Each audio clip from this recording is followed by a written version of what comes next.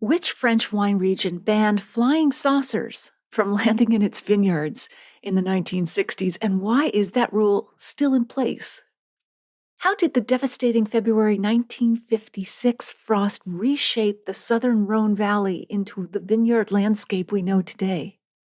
And what sets the northern Rhone apart from the south in terms of grapes and winemaking style? In today's episode, you'll hear the stories and tips that answer those questions in our chat with Matt Wells, author of The Smart Traveler's Wine Guide to the Rhone Valley. By the end of our conversation, you'll also discover how a family picnic became a memorable introduction to the northern Rhone for Matt, how a visit to a small producer in Crozes Hermitage turned into an unforgettable travel mishap, how the Rhone Valley is laid out geographically, how much wine the Rhone produces each year compared to other regions in France, the moment that made Matt fall in love with Hermitage wines, what it was like for him to move his family from London to a village near Avignon, how the culture of Rhone winemakers differs from regions like Bordeaux and Champagne, Matt's practical advice for getting the most out of your visit to Rhone Valley wineries, and what makes the Smart Traveler's Wine Guide to the Rhone Valley different from other books about the Rhone.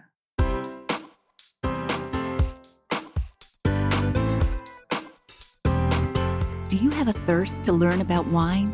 Do you love stories about wonderfully obsessive people, hauntingly beautiful places, and amusingly awkward social situations? Well, that's the blend here on the Unreserved Wine Talk podcast.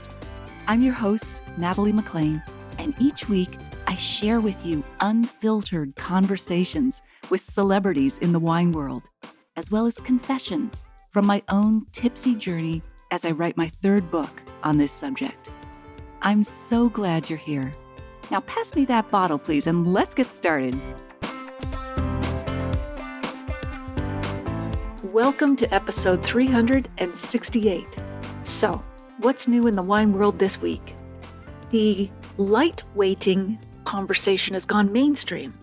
Influencers are now flaunting the thinnest glass bottles online as a status symbol of sustainability, making heavy prestige bottles look increasingly out of touch.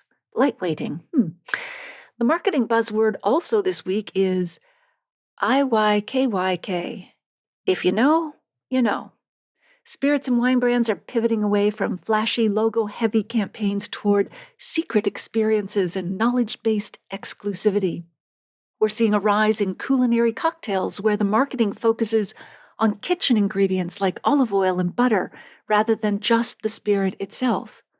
A great example of this cultural crossover is Bacardi, which recently launched a vinyl record made of sugarcane to pair music directly with their rum, a clever multisensory play. On the ground, wineries are wrapping all of this in experiences. Some producers are hosting Laughs in a Glass, stand-up shows, wine and comedy evenings, proof that the hottest content pillar might be just making people snort their Chardonnay out of their noses. No, that is funny, but not if you're the person doing it. I know from personal experience. Under the Waves, Australian project Subsea Estate and an LV ocean-aged Marlborough sparkling wine experiment are aging bottles 25 meters down in the ocean, retrieving them barnacle-dusted but astonishingly fresh, while a London tasting menu has offered full pairings built entirely on underwater-aged wines at Restaurant 1890.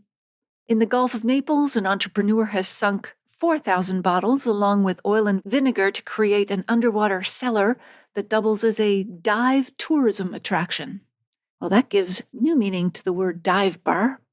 A new San Francisco Chronicle piece says Gen Z travelers are now using AI chatbots to plan Napa Valley itineraries, which means somewhere out there, a robot has just recommended a cheese board and a selfie spot on your behalf. Crystal Palace Wine Club in London, England is promoting a tasting hosted by AI, with the poster joking that it's time to embrace our new robot overlords. Give them the good wine, people. The marketing trend this week is the digital sommelier. We're seeing a surge in wineries replacing static back labels with QR codes that don't just go to the website, but launch living labels and AI-driven tasting assistants. It's no longer about shelf appeal, it's about the second screen experience at the dinner table. Put that phone away, put that bottle away.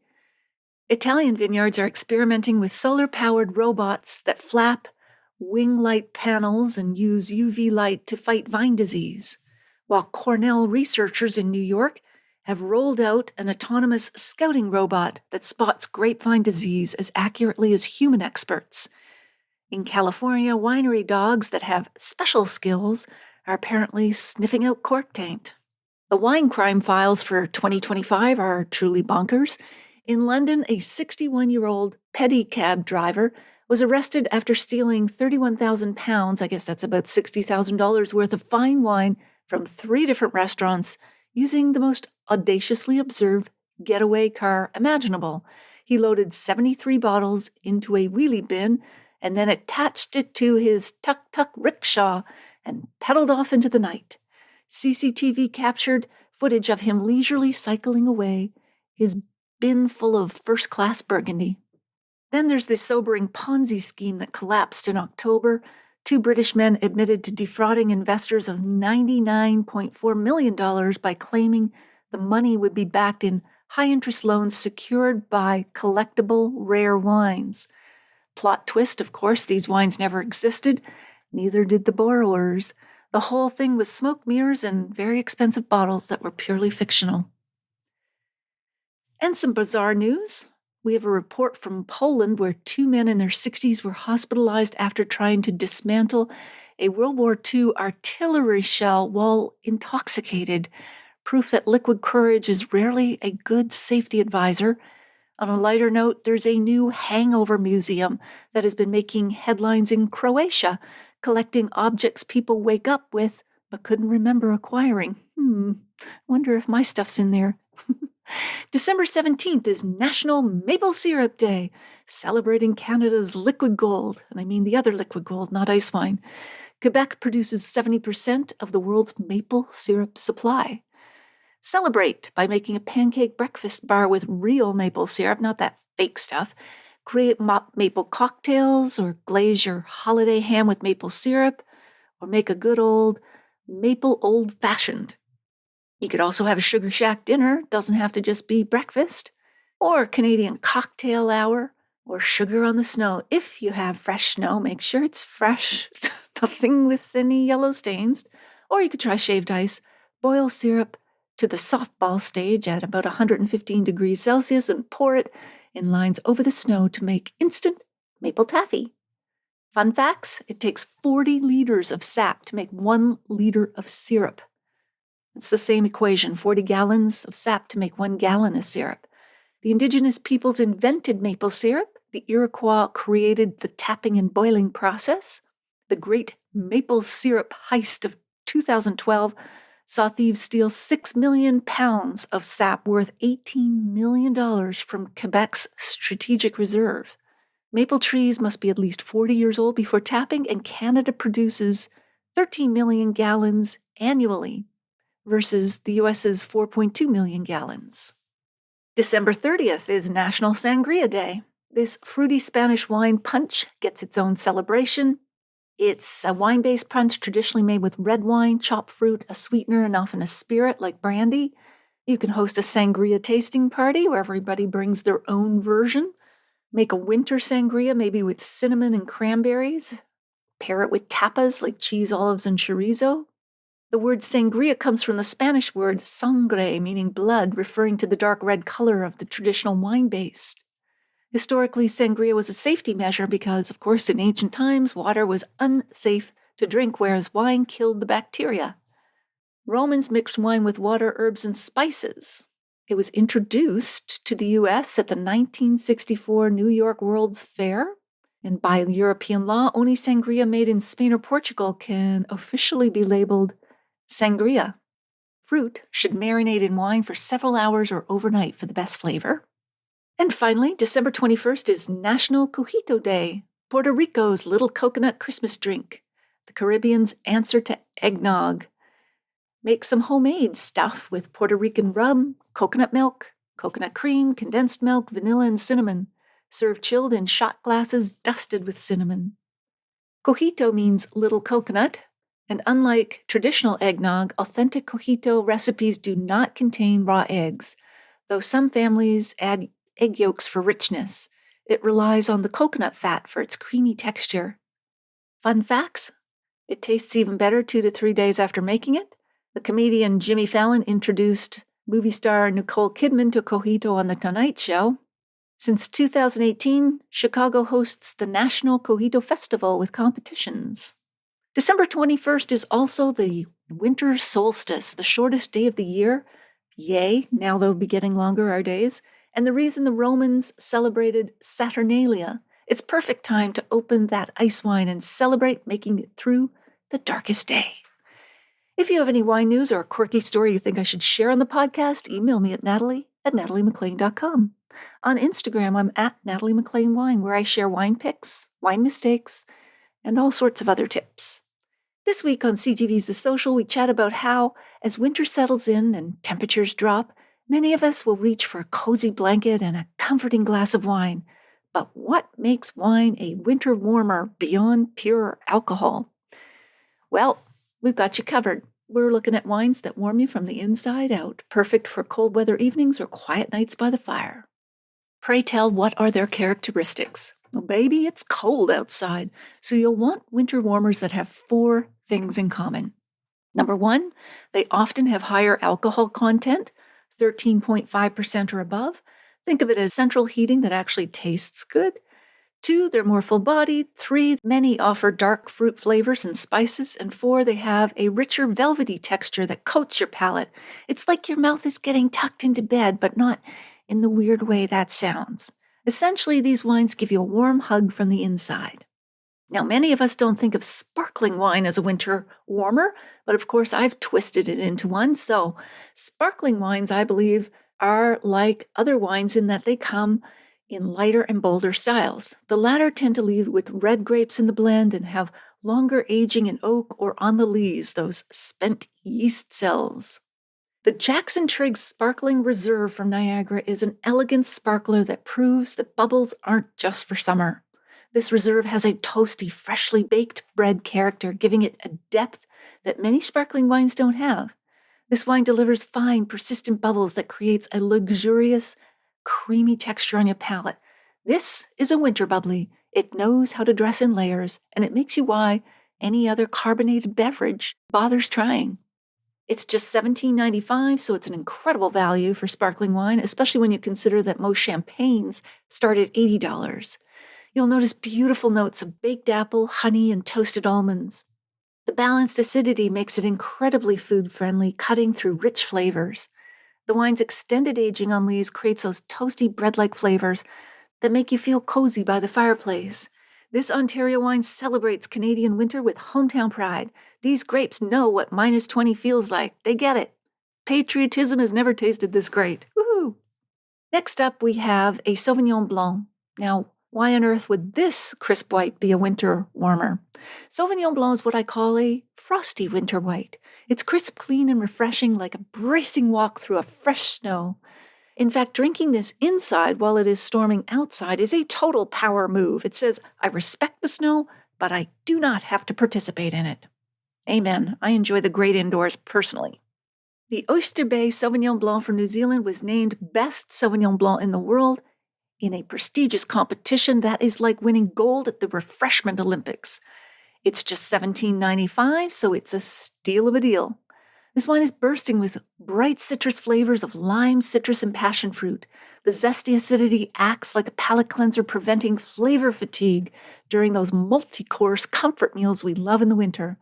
It brings a welcome brightness to darker winter evenings, like a ray of sunshine breaking through gray skies.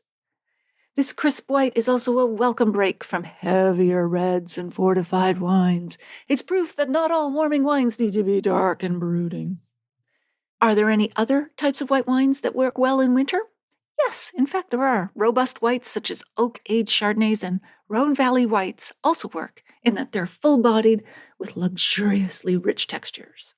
Now we're moving into cozy reds, starting with Cabernet Franc. It's one of the big three red wines in blends, along with Cab Sauv, Cabernet Sauvignon, and Merlot. It adds depth and color along with winter warmth, even though it's very elegant. Thank you very much. Think of it as the middle child who turned out surprisingly well and brings excellent wine to family gatherings instead of more drama. The Phantom Creek Coba Vineyard Cabernet Franc, a premium BC wine, showcases the absolute best of the Okanagan Valley winemaking. Their commitment to quality means you get concentrated, dark fruit flavors and the kind of complexity that rewards slow, thoughtful savoring on long winter nights. It also has a lot more structural integrity than my New Year's resolutions. The wine has a bold character and full body, delivering layers of blackberry, dark cherry, licorice, and cedar. You'll find velvety tannins that coat your palate without overwhelming it, achieving that perfect balance between power and elegance. The wine's depth and intensity make it an ideal companion for fireside gatherings, whether you're hosting friends or enjoying quiet solo moments of reflection. This bottle is more expensive than the others at $72, but worth the splurge, especially at this time of the year when you want to give an extra special bottle or treat yourself. It tastes like it's twice the price. Supporting Canadian wineries during the winter also means that you're enjoying wines made to complement the seasons you experience, not a Mediterranean climate halfway around the world. And these particular grapes have earned their stripes. Phantom Creek survived a devastating frost in BC last year that would have made lesser vineyards pack it in. But this is the true north, where we don't quit just because Mother Nature tried to cancel us. Those vines look at -20 and said, "Hey, is that all you got?" And that, my friends, is what makes us Canadian. Okay, getting carried away. Continuing on. Next, we're moving on to a Shiraz, which is a classic warming wine that's full-bodied and mouth-filling. While the alcohol level can be higher than average, it's always in balance with deep, dark fruit flavors. The formula Robert Shiraz from Small Gully Wines is a bold Australian Shiraz that delivers spicy, full-throttle warmth, making it a winter essential. The wine is packed with peppery notes and dark fruit that coat your palate like a cashmere blanket. A father and son team create small batch wines from vines that are almost 60 years old. Those vines have seen things. They remember when people used to still use phone books. That results in a dense concentration of blackberry, plum, and licorice flavors, offering lasting satisfaction. The robust tannins and the full body are a perfect match for grilled meats and the richest comfort foods. This wine can handle whatever your oven has been doing for the past 3 hours. And finally, we're ending with a bold Italian red. The Tomasi Amarone del Valpolicella from Italy is an iconic wine that is perhaps the ultimate winter warmer. It's so rich and velvety, it feels like it should come with a velvet cape and fur trim. It's crafted using the ancient appassimento method, where the grapes are partially dried for several months, concentrating their sugars and flavors into a rich, velvety elixir. The grapes basically go through their own spa retreat before becoming wine. Very luxe. The Tomasi is intensely concentrated with notes of dried cherry, fig, mocha, chocolate, and warming baking spices that evoke Christmas pudding and holiday indulgence. It's like the ghost of Christmas desserts, past, present, and future, all showed up in your glass at once. This wine is $48.95, and it is also worth the splurge for yourself or someone special. You'll be surprised at the jump in quality and taste that you'll experience with a wine like this. The wine's luxurious texture and complex flavors unfold slowly, rewarding contemplative sipping with a good book or great conversation. This is a cozy sweater for your soul, the kind you never want to take off, though you probably should wash it at some point.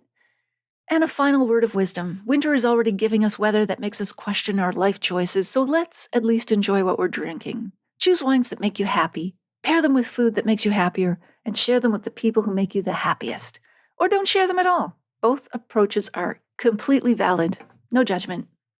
On upcoming TV shows such as CTV Your Morning, CTV's Breakfast Television, CP24 Breakfast Show, CHCH Morning Live, and CTV's The Social, we'll be chatting about terrific wines and spirits for Valentine's Day gifts and romantic dinners, as well as those for galentines and bromance that celebrate the more lasting bond of friendship.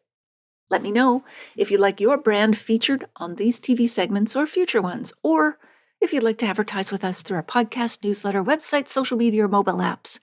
If you represent a winery, distillery, brewery, or an agency or regional council representing wine, spirits, cocktails, cheese, or other food brands, email me at natalie@nataliemclean.com.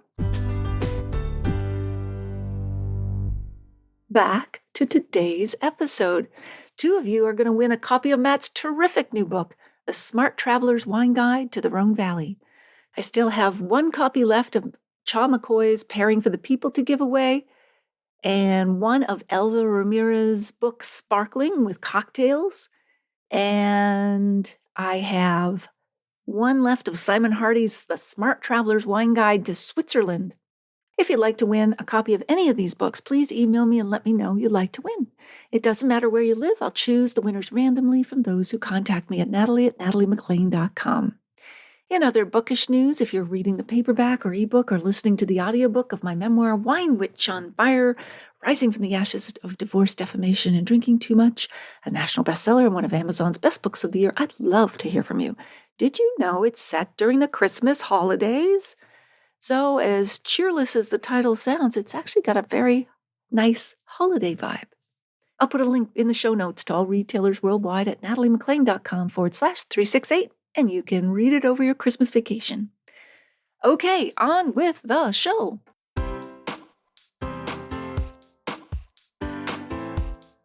Matt Walls is an award-winning freelance wine writer, author, and consultant who contributes to various wine publications, including Club Enologique and Decanter, where he is a contributing editor. He also judges wine and food competitions, develops wine apps, and presents trade and consumer tastings. Matt is interested in all areas of wine, but definitely specializes in the Rhone Valley, and is regional chair for the Rhône at Decanter Wine World Wine Awards.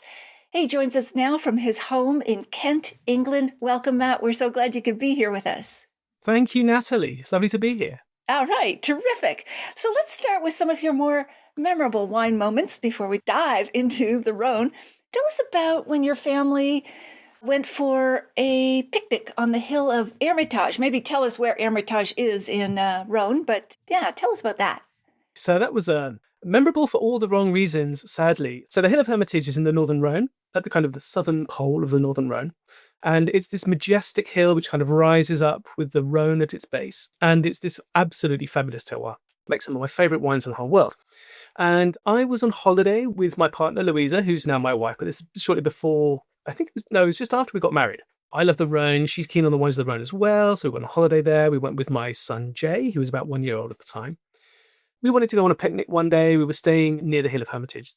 So I thought, well, why don't we go to the top of the Hill of Hermitage? There's these majestic views that we can sit down, we can have a bite to eat. So we thought we'd drive up to the top because we had Jay, he was a baby, and, we couldn't really kind of carry him up the hill. So we thought we'd drive up to the top. And I knew you could get there because I'd been up there with winemakers in the past. So often with winemakers, you're going up in a big 4x4. And I didn't really kind of think about the roads very much. So there was one house, there was one single private residence on the Hill of Hermitage, and it belongs to Jean-Louis Chave, who at the time, and still is actually, a great hero of mine, actually, to be honest. So we drove halfway up and the road started getting a little bit bumpy, and we managed to beach the car on this hump right outside his house. I couldn't believe it, really, and I was trying to kind of push this car off this hump, and then my baby was crying in the back, and then the car started kind of leaking all this liquid, and I could see kind of movement from within the house. I thought, oh my God, no, don't come out now. It's going to be so embarrassing. The way you meet your hero. It's a really bad way to meet your hero. But fortunately, I managed to get it off this hump, and we skipped the picnic in the end. Oh, did you? Okay. Did you ever meet J.L. Chave? Yeah. So fortunate enough to go and visit him normally once a year. So sometimes slightly more depending on what I'm writing about. He's just an absolutely fabulous winemaker. Love his wines. Renowned. Absolutely. That's great. I'm glad you escaped. And then you visited a producer in Crozes Hermitage. Again, was this with Jay again? And something else happened. Yeah, so this was the same trip, actually. So we were staying in Crozes Hermitage, which is the area. It's a little village just near the Hill of Hermitage. We went to go and visit this little producer. We drove past and it looked like such a charming scene, and it just looked like such a beautiful spot. I didn't really know the producer. He was a guy called Monsieur Ange. Ange means angel. So we dropped in. We thought we'd kind of taste through some wines. We were sitting outside. And Louise was wearing this lovely white dress. And and she was holding Jay, who was in his nappies. And He's going to be mortified if he ever hears I tell this story, by the way. And anyway, we heard this kind of rumbling noise and this kind of little look on his face. And we thought, oh no, we know what's coming. But it was a big explosion and it just kind of went all over her dress. Oh, and no. so we thought, oh no, what are we going to do? Let's just buy loads of wine as a form of apology. And they were lovely wines anyway. Got out of there. Did they have a barnyard smell to them? Or forever after? They do now. And then you visited Guigal. Yes. This was another time where I have learned not to take children to wineries. So I don't know if you've ever been to Guigal. I haven't. I love the wines. Fabulous wines. Yeah, great wines. So if you go into the main office area, there's some sofas where you can wait and lovely art on the walls. And there's various different artifacts that they've kind of dug up from the vineyards or found locally, including some of these beautiful old clay amphora. You know, they're pretty big things, but in these little frames, and they're kind of standing up next to the sofas or whatever. I can't remember whether it was the same trip or a different trip, but again, you know, one of my kids was very young, kind of toddling around, and he knocks this amphora. I just saw it kind of wobbling like this, and I thought, oh my God, it's going to fall over. And I managed to catch it just before it falls. But it absolutely scared the living daylights out of me. But no, I haven't taken any of my kids to see Guigal since then. You got to write a separate book, Adventures on the Wine Route with Kids. Oh, I should do, shouldn't I? Yeah, how to travel with children. Yeah, don't do what I did. Yeah, that's great. So what's the most fascinating or surprising piece of trivia that you can think of or that you like to share with friends or dinner guests? Not too technical, but something. I think there's one quite funny thing about Châteauneuf du Pape, and I think some of your US listeners and viewers would already know this one, but it's not so well known outside. It is that within the Châteauneuf du Pape, it's called the Cahier des Charges, which is basically the rule book of how you're allowed to make wine within the appellation. There is a little statement which says, winemakers may not use their vineyards to land flying saucers. It's absolutely not allowed. So this was put in the 1960s, and there was this big kind of panic about flying saucers and little green men. And, right. And they thought, well, we would have put something about this in the Cahier des Charges in case this ever comes up. And it's still there today. I think it's easier just to leave it there than to go through the whole kind of rigmarole of getting it removed. And that's where Bonnie Doon gets its inspiration for Cigare Volant, isn't it? Exactly, yes. Yeah, exactly, he's got a flying saucer it's on the like label. A spaceship. Yeah, that's what the French call a flying saucer, a cigare volant, a I flying see. cigar, because it's a kind of see. cigar shape. Yeah. Okay, that's so cool. I love that. Now, give us a visual map of the Rhône. Where is this region within France? How big is it? Maybe tell us what borders the Rhône. So the Rhône is basically the growing area. So it's in southeastern France, and it's between Lyon and Marseille. So Marseille is just there on the Mediterranean coast. So it's this whole area which kind of runs between these two major cities. And it's made up of two different regions. So there's the northern Rhône, which is relatively small, directly south of Lyon. And it runs kind of directly north-south. And then there's a little break of, I don't know, maybe 40 kilometers or so without any vineyards. And then there's the southern Rhône, which is much larger. So if the northern Rhône is about 60 kilometers in length, the southern Rhône is about 80 kilometers in length. So lengthwise, they're about the same. Okay. But the northern Rhône is a very kind of tight area. So the vineyards really do overlook the Rhône itself. They're on the riverbank, which are very steep. In the southern Rhône, the area really spreads out among loads of little tributaries, and it's actually much wider than it is long. So the southern Rhône is much, much bigger. So those are kind of the two regions. So they share a few grape varieties. They share the main river. But apart from that, they're actually very different. And what wine regions border them? Would it be like Provence or Languedoc or? Exactly, yeah. So directly to the north, you have Beaujolais and then Burgundy. When you think of the southern Rhône, to the west, you have the Languedoc, and to the east, you have Provence. Okay. So it's kind of in between those two regions. Okay, cool. And approximately, I know this will vary by vintage, but how much wine does the Rhône produce each year? In terms of the AOC wines, the Appellation Contrôlée wines, so that's everything from the top crew of Châteauneuf du Pape and Hermitage right down to AOC Côte du Rhône, including areas like Ventoux and Luberon. So all of the Rhone Valley, all of those areas, creates about 350 million bottles a year.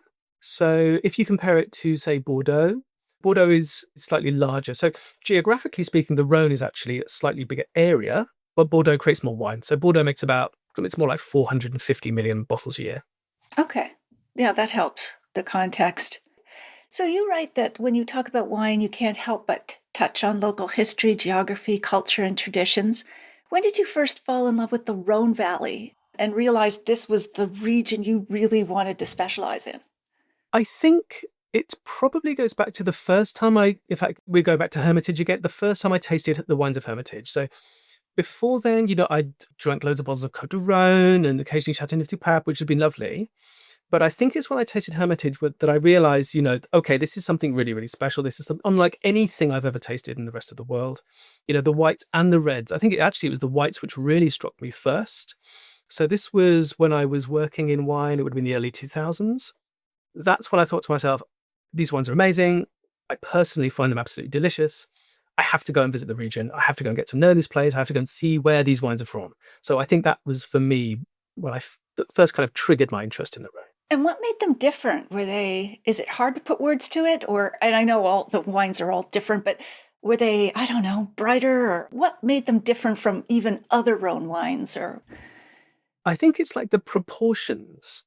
Like Hermitage wines are so grand and large and impressive.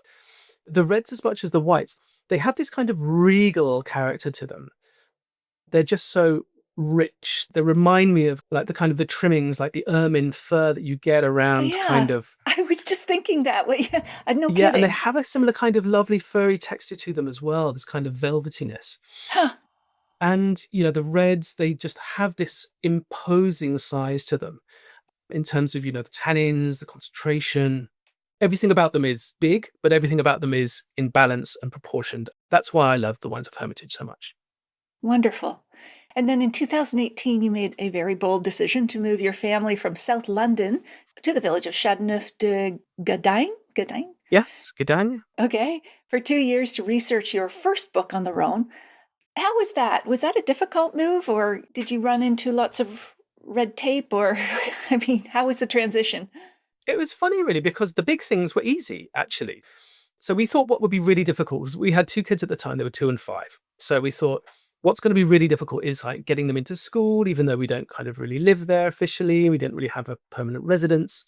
But those things were kind of easy.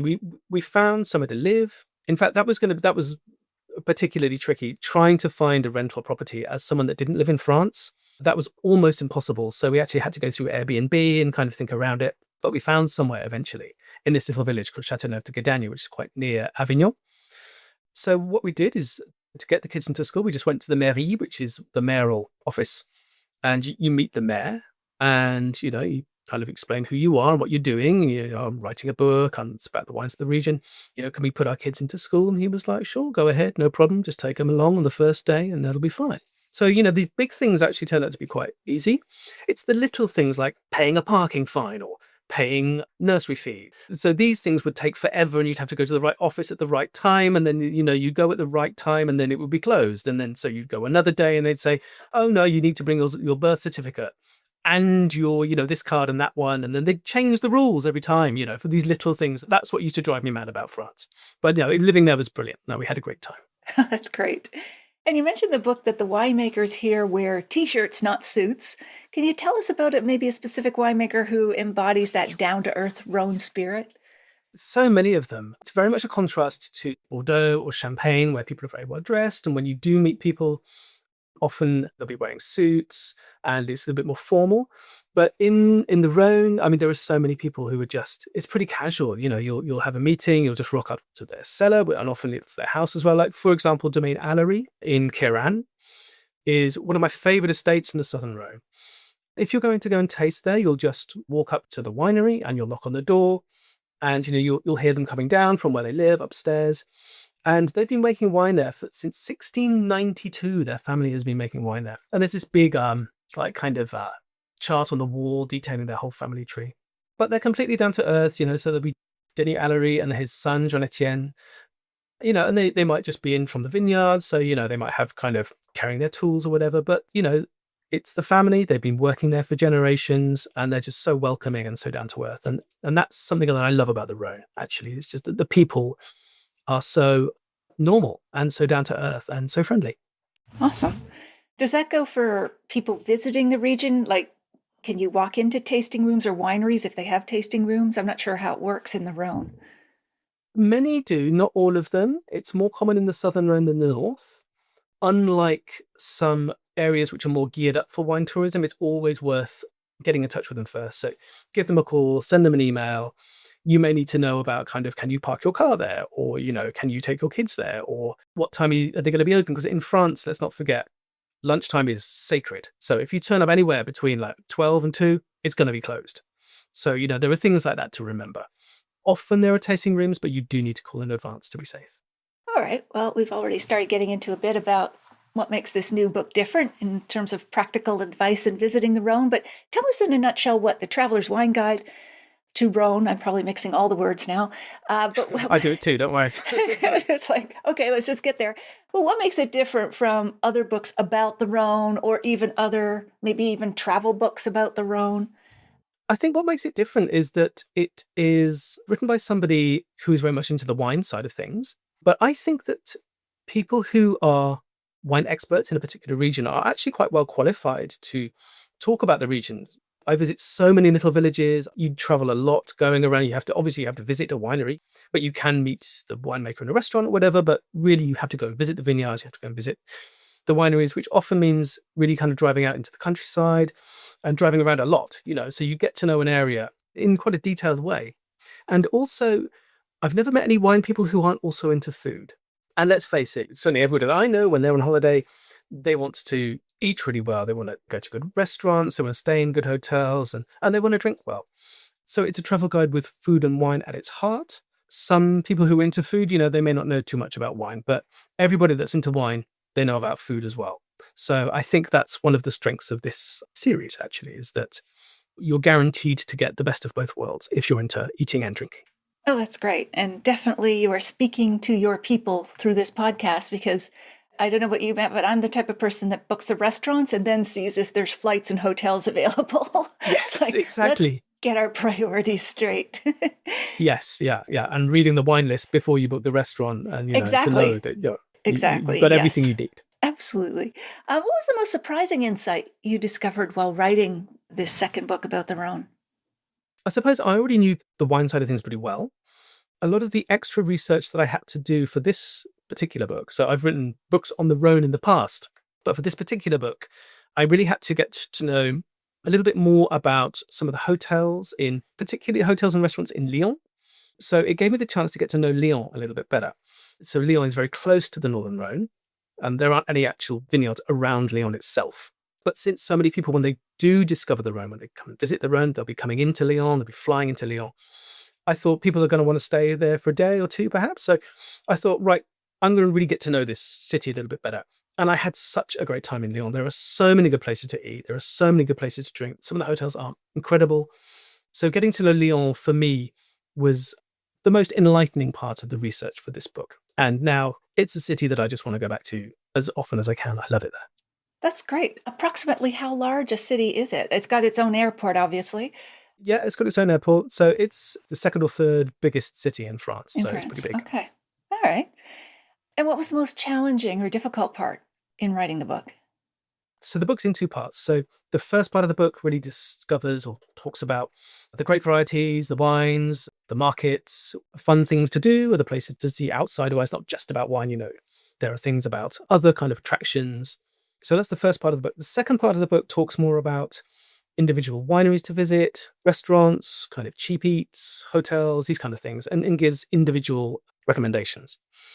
The hardest thing for me was whittling down from all of the hundreds of wineries, which are so nice to visit, just to bring it down to like 10. That was really, really difficult. How'd you do it? I suppose what I had to do was think not just about the quality of the wine. So obviously the quality of the wine has to be brilliant, but that's relatively easy to find, to write a list of places with brilliant wine. But the places that I ended up picking also had to have a bit more of a unique and exciting visitor experience. So it had to do both. So that kind of whittled it down a little bit further. One of the good things about this series is that there's a little QR code in the back. And if you scan the QR code, it can take you through to a website, and then there's twice as many recommendations. So on that website, there's 20 instead of 10. So it's a way of us being able to add more content without making the book kind of unwieldy, so it's nice that you can still fit it in your pocket when you're traveling. Sure, that's smart. Now, in the introduction, you write that this book will help people get the same enjoyment out of wine that I do. And by that, what I really mean is the same enjoyment out of life, which is beautiful. Can you give us a concrete example from your time in the Rhone when wine led you to a pure moment of life enjoyment or bliss? There were so many, really. Just the ability that writing these books has given me to go there more often. And in fact, as you were saying, gave me and my family the ability to actually go and live there for a little while and really get to know the place in much more detail. One of the things which I often think about, one of the most enjoyable parts about living in France is the food, and it's the markets. So there was a market near where we used to live, and all of the food in that market, during the summer, it's on every day. The rule there is that if you have a stand, your fruit and vegetables had to be picked that day. It was that kind of freshness of food. And I think that the way that getting into wine has also helped me enjoy such brilliant food as well. It's not kind of highfalutin stuff. It's just extremely delicious, fresh produce. It's been nice that it's been able to kind of bring me to these other things in life, which is so lovely as well. Terrific. And you quote, is it Pliny or Pliny? Pliny! And follow the papal court to Avignon. What was the most revealing archival detail or menu from the papal feasts that might help us imagine how the wines were actually tasted and served back in the day? Yeah, so the papal feasts were amazing. So I remember reading one list of all of the things that they were having at one of the... And so this was in Châteauneuf. Okay, let's go back. So in Avignon, there is the Palace of the Popes. So the Avignon papacy lasted for about 70 years, and there were 7 popes, which used Avignon as their seat instead of Italy. So Châteauneuf du Pape is about 7 kilometers further north, and it's like their kind of summer palace, like their party palace. They would go to their summer palace, the Pope and his entourage, and they would have these amazing feasts. Did they pick up 2 popes en route? If there were 7 popes in Avignon and then Châteauneuf de 9? It was one after the other. Oh, I see. They just didn't last very long. Okay. All right. And just seeing the stuff that they ate is just amazing. There'd be a list of like 41 pigs, 75 woodcocks, 73 guinea fowl, 18 rabbits, and just like all of it was like this woodland massacre. It was terrible, but all of which go really well with red wine, actually. So whether they chose the area because of the food or because the wine went with the food, I don't know. But yeah, they ate very well. Wow. Huh. Now, coming to a bit more recent times, you described the devastating February 1956 frost when temperatures dropped to minus 20 degrees Celsius and people heard, quote, the sound of screaming from the trees as the sap froze, splitting their trunks. Holy moly. Paint us a picture of what the southern Rhone landscape looked like after that event, and if you can still see the effects of that devastating freeze today. So 1956 was it was a turning point in the way that people lived and worked and farmed in the southern Rhone. So before that point, it was very much a kind of polycultural land. So in these individual estates or domains, people would have some olives, they would have some grapevines, they would have some fig trees, they would have some carrots, they would have some wheat, and different people grew different things, tomatoes, aubergines, courgettes, whatever. And so it was kind of a mixed agriculture. But after 1956, so this really wiped out the olive trees. And so the olive oil is so important to the region. And it was very important for people's livelihoods. They could just have replanted the olive trees that got wiped out. But the problem is that they would take about 10 years to bear fruit. And people needed something that would give them a crop immediately in order for them to survive. So something which they knew they could sell easily, something that traveled quite well, something that kept quite well, and something that would give a crop quickly was grapevine. So people went from this kind of polycultural way of life to quite a relatively monocultural climate and relatively monocultural landscape. So that was a big turning point in the modern history of the Rhone region. And then you talk about Baron Leroy de Boismeret, a lawyer and owner of Chateau Fortier, created the first official wine appellation in France in 1936. You describe how neighboring winemakers implored him to stamp out fraudulent labeling. What motivated Baron Leroy to do so? And what can you tell us about his personality? He was a fascinating man. full of energy. So he married into Châteauneuf, actually. So he married the daughter of the owner of Château Fortier. So by this time, he was already a lawyer, and he was just a man that was full of energy. And I think he could also see that the wines of Châteauneuf, people would just stamp Châteauneuf du Pape on a bottle and sell it on, even though it was made in, neighboring areas which perhaps weren't so great. He could see there was a problem. It was a problem for him as well. But being a lawyer, he was relatively well placed compared to local chateau owners in order to do something about it. So that's when he started. Basically, what he did was kind of drew an area around the best vineyards of Châteauneuf du Pape. He looked at what grape varieties were most classic. And he said, okay, well, these are the grape varieties that we're going to use. This is the area that we're going to say, that Châteauneuf du Pape can be made in. And those were the two kind of main kind of details, I think, that needed to be organized first. But he was a man of great energy. And this was in 1936. So he worked on this for 4 or 5 years. And in 1936, that was when there was the first 5 wine appellations of France, in fact, were kind of established, I suppose. Châteauneuf was the first. And then there was 4 others. I think there was Arbois in Jura, there was Montbazillac, there was Cassis in Provence, and there was Tavel as well, which is also in the Rhône, but on the other bank. Okay, cool. And so you say it's fair to say that the French have more practice at making wine than most since 600 BCE. How does this 2,600-year-old history of winemaking come through in the attitudes and practices today? Well, and a strong link to tradition. As I was saying, there are certain wineries which have been around for 14, 15, 16 generations, being handed down from one generation to another. When you're there and when you talk to people, it's almost like they don't feel like this is a particularly big deal. It's just the way their family have always worked, is where they've always lived, and they just get on with the job, which I find kind of humbling, really. And it's one of the most charming things about the Rhône. It's the people that have this kind of down-to-earth view and way of working, even though, as you were saying, they have this incredibly long and deep history of making wine. And I found this interesting. I wasn't aware of this, that only 5% of Rhone Valley AOC wines comes from the northern Rhone, and the southern Rhone makes a massive 95% of the wine. Do you think that's something most people aren't aware of? And you also say that the southern Rhone lacks self-confidence, even though they're the dominant producer. It's funny, isn't it? I found this really surprising when I first saw that statistic. I think it's more like 6% now, but whatever. The appellations of Côte Rôtie, of Hermitage, of Cornas, Saint-Joseph, Crozes Hermitage, these are quite well-known names in the world of wine. Considering that, that they only make 5% of the wine of the Rhone Valley, I personally found it really surprising.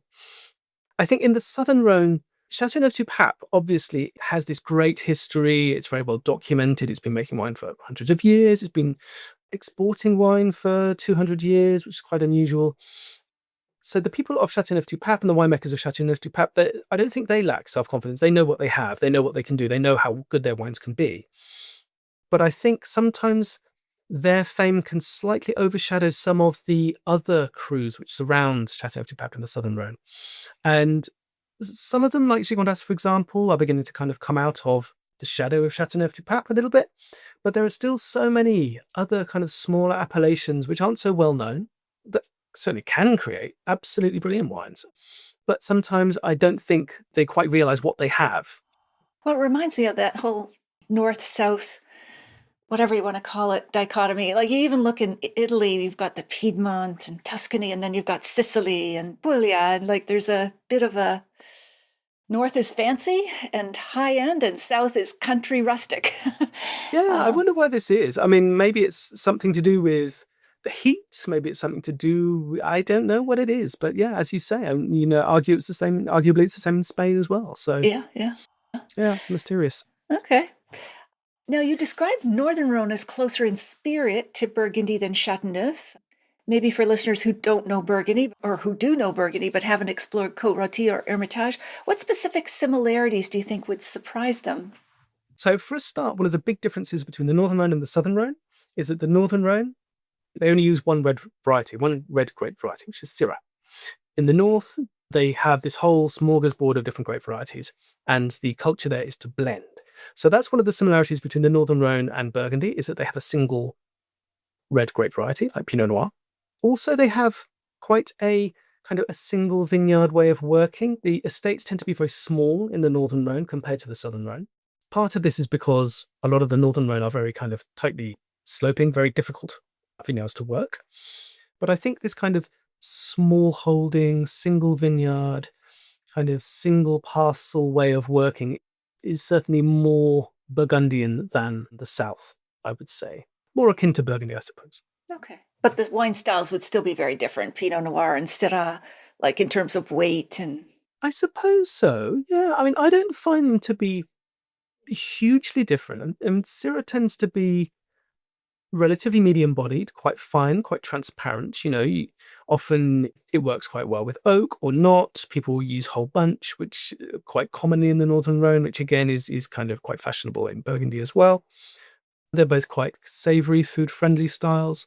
I suppose the wines of Hermitage, Cornas can be quite big and tannic, and they're a little bit different, but certainly Côte Rôtie, so it's in its fragrance and its lightness and its delicacy, it's not a million miles away from the wines of Rhône Romandie or Maurice Saint-Denis.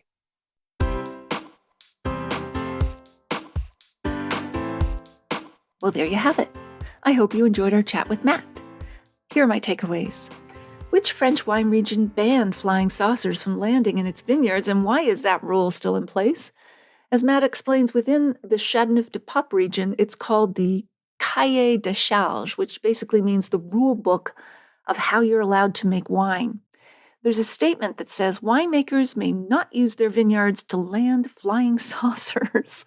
This was put in place in the 1960s when there was a big panic about flying saucers and little green men, and they thought, well, we ought to have this rule in the book in case it ever comes up. Well, it's still there today. I think it's just easier to leave it than go through all the hassle of removing it. Number 2, how did the devastating February 1956 frost completely reshape the southern Rhone into the vineyard landscape we know today? Matt says 1956 was a turning point in the way people lived, worked, and farmed in the southern Rhone. Before that, it was a polycultural land, so estates would have olive trees, grapevines, fig trees, carrots, wheat, mixed agriculture. But after 56, when all the olive trees were wiped out and olive oil had been so important to the region, they had to replant something else that wouldn't take 10 years to bear fruit. So they needed a crop immediately in order for them to survive. So there you go. They planted vines. And that crop quickly became much of the landscape. And it went from polycultural to monocultural in terms of the farming.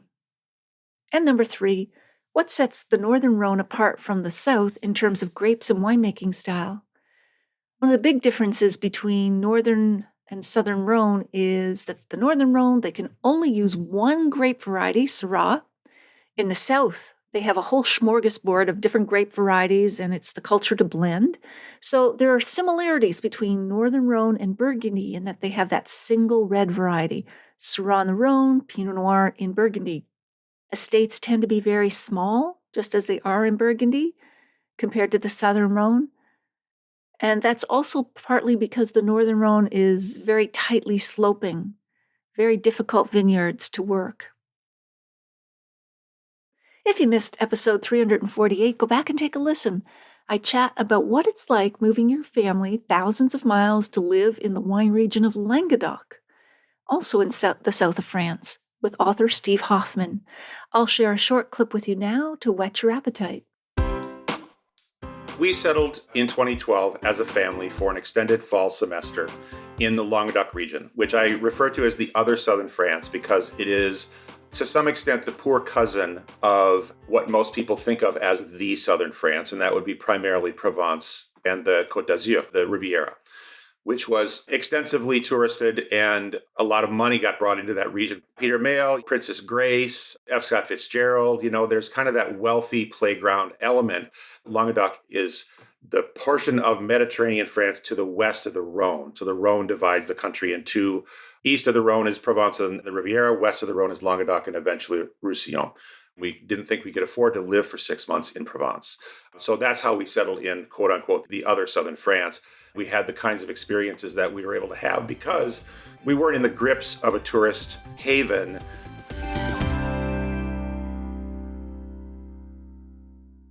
You won't want to miss next week when we continue our chat with Matt. If you liked this episode or learned even one thing from it, please email or tell a friend about the podcast this week, especially someone you know who'd be interested in learning more about the wines of the Rhone Valley and planning a trip to the region. It's easy to find the Unreserved Wine Talk podcast. Just tell them to search for that title or my name, Natalie McLean Wine, on Apple Podcasts, Spotify, their favorite podcast app, or they can listen to the show on my website at nataliemclean.com/podcast. Email me if you have a sip tip question or if you'd like to win one of 7 copies of the books I have to give away. I'd also love to hear your thoughts on this episode, or if you've read my book or are listening to it. Email me at natalie@nataliemclean.com. In the show notes, you'll find a link to take a free online food and wine pairing class with me called the 5 Wine and Food Pairing Mistakes That Can Ruin Your Dinner, and how to fix them forever at nataliemclean.com/class. And that's all in the show notes at nataliemclean.com/368. Thank you for taking the time to join me here. I hope something great is in your glass this week, perhaps a Rhone wine that's a winter warmer.